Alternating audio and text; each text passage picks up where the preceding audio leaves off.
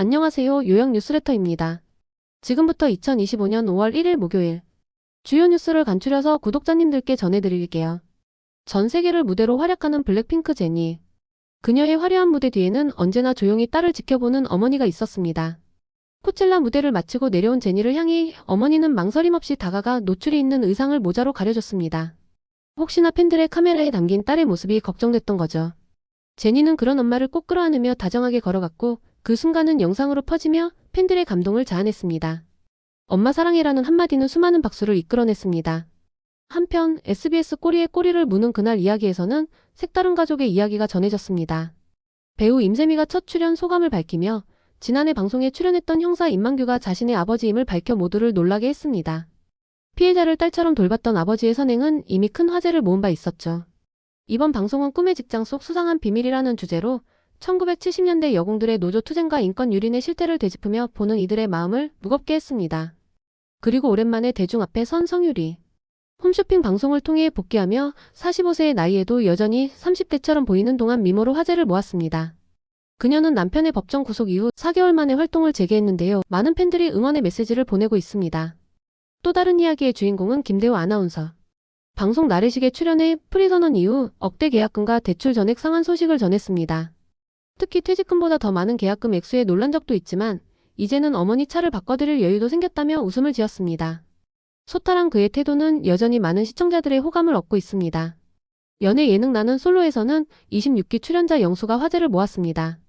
서울대 박사 출신의 현재는 부산의 공대 교수로 재직 중인 그는 45세, 인생의 반 이상을 목표를 위해 달려왔고 연애는 단 2번뿐이었다고 솔직하게 밝혔습니다. 이제는 부모님의 반대도 신경 쓰지 않고 자신이 원하는 가정을 만들어가고 싶다는 포부도 전했습니다. 그리고 다시 돌아온 제니의 무대. 유재석, 조세호와 함께 라이크 제니 챌린지를 선보이며 귀엽고 사랑스러운 매력을 한껏 발산했습니다. 이 장면은 곧 방송될 유키즈 온 더 블럭을 더욱 기대하게 만들었고 빌보드 차트에서도 두각을 드러낸 그녀는 K-팝 여성 솔로 아티스트로서 또 한 번 새 역사를 쓰고 있습니다. 라이크 제니는 전 세계에서 스트리밍 2억 회를 돌파하며 글로벌 팬들의 마음을 사로잡고 있습니다. 가슴 따뜻한 가족 이야기로는 원더걸스 출신 해림의 이야기도 눈길을 끌었습니다. KBS의 슈퍼맨이 돌아왔다에서 해림은 홍콩 친정집을 공개했는데요.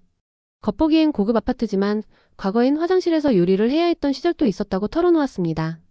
IMF 시절 경제적 어려움을 견디며 가족을 지켜낸 해림 부모님의 고군분투는 많은 시청자들에게 깊은 울림을 주었습니다. 폭삭 소가수다의 어린 애순이로 이름을 알린 김태연. 그녀는 배우 여매랑과 함께한 깊은 연기로 전 세계 시청자들을 울렸고 이제는 에이스팩토리와 전속 계약을 맺으며 본격적인 연기 활동에 나서게 됐습니다. 61회 백상예술대상 여자 신인 연기상 후보에 오르며 앞으로가 더 기대되는 차세대 연기자로 주목받고 있습니다. 충격적인 사건 하나가 충북 청주의 한 호텔에서 벌어졌습니다. 배달 음식이 늦었다는 이유로 한 남성이 호텔 복도에서 알몸 상태로 욕설을 퍼붓고 난동을 부린 건데요. 당시 여성 투숙객이 문을 열자 남성은 갑자기 등장해 배달기사를 향해 음식 봉투를 던지고 입에 담기 힘든 폭언을 이어갔습니다. 그는 갖다 치워라며 고함을 쳤고 현장을 목격한 배달기사는 두려움에 빠져 자리를 피할 수밖에 없었습니다.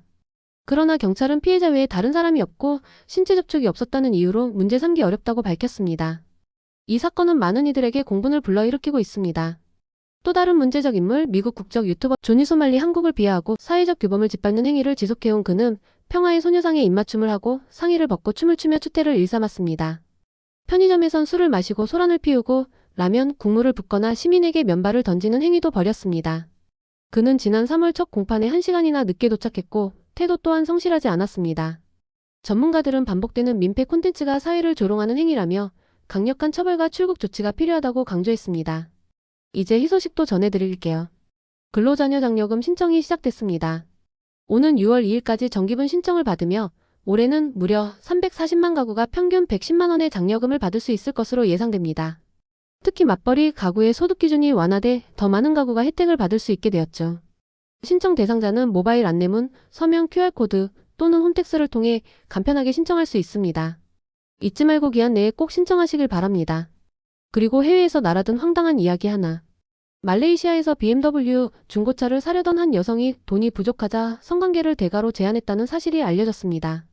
딜러는 이 황당한 제안을 SNS에 공개하며 돈은 당신의 존엄성을 바꿀 가치가 없다고 일침을 날렸습니다. 일부 누리꾼은 이 사연에 경악했고 딜러는 농담처럼 다음 주까지 차가 안 팔리면 고민해보겠다고 덧붙이기도 했습니다. 전북 전주의 한 빌라 주차장에서 발생한 안타까운 사건이 많은 이들의 가슴을 무겁게 하고 있습니다. 30대 여성 A씨가 자신의 차량 안에서 번개탄을 피우는 극단적인 선택을 시도했지만 불길이 걷잡을 수 없이 번지면서 결국 건물 전체에 큰 화재가 발생했습니다. A씨는 불길이 치솟자 스스로 차량 밖으로 빠져나와 생명에는 지장이 없었지만 그 피해는 돌이킬 수 없는 상처로 남았습니다. 특히 2층에 살던 40대 여성 한 명이 화마에 갇혀 전신에 심각한 화상을 입고 병원으로 옮겨졌으나 끝내 세상을 떠났습니다. 숨진 여성은 중학생 자녀 2명과 함께 살던 세입자였고 다행히 아이들은 당시 학교에 있어 참사를 면했습니다. 그러나 그들에게 돌아올 엄마는 이제 없습니다. 차를 살짝 긁었을 뿐인데 문자가 이렇게 감동적일 수 있나요? 한 시민이 실수로 주차된 차의 번호판을 살짝 건드리고는 예의 바르게 문자 한 통, 사진까지 첨부하며 혹시 불편하시면 연락주세요. 그런데 다음날 받은 답장에 빵! 터졌습니다. 양심과 함께하는 아름다운 당신을 훈방합니다. 네, 훈방입니다. 벌점도 없고 가태료도 없고 감동만 남았습니다. 세상 아직 살만한 이유? 바로 이런 문자가 아닐까요? 1인용 매트리스 아닙니다. 사은품입니다. 작고 소중한 침대 위에 딱 맞게 올라간 강아지 한 마리. 하지만 이건 단순한 귀여움이 아닙니다. 마치 매트리스 광고의 완성형 모델처럼 강아지 한 마리 포함 사은품 증정이란 말이 붙어야 할 정도죠. 가게 주인도 아무렇지 않게 바라보는 모습에선 이 강아지가 이 집의 마스코트임이 분명해 보입니다. 침대 사러 갔다가 마음까지 따뜻해진 썰푼다. 이건 단순한 침대가 아니야, 힐링 패키지다. 영화 파가가 입소문만으로 강력한 반응을 이끌고 있습니다. CGV 골든 에그 지수 92%를 기록하며 실관람객 만족도를 제대로 증명했는데요. 같은 시기 개봉한 거룩한 밤 데몬 헌터스 70%와 썬더볼츠 91%보다 높은 수치입니다. 특히 주목할 점은 CGV 관람층 분석에서 20대가 25%, 30대가 28%로 절반 이상을 차지했다는 것. 2030 세대에게 가장 많이 선택받은 영화라는 뜻이죠. 롯데시네마 평점 9.0점, 네이버 관람객 평점 8.86점 등 다른 플랫폼에서도 고르게 높은 점수를 받고 있어 그야말로 실관람객이 인정한 웰메이드로 자리 잡고 있는 상황입니다. 할머니 킬러라는 파격적인 설정, 긴장감 넘치는 전개, 그리고 중년 여성의 삶과 선택을 섬세하게 그린 깊이 있는 서사까지. 파가는 지금 조용히 그리고 단단하게 관객의 마음을 찌르고 있습니다. 지금까지 2025년 5월 1일 오늘의 뉴스레터였습니다. 구독, 좋아요, 알림 설정, 최신 뉴스를 놓치지 말아주세요. 함께 해주셔서 감사합니다.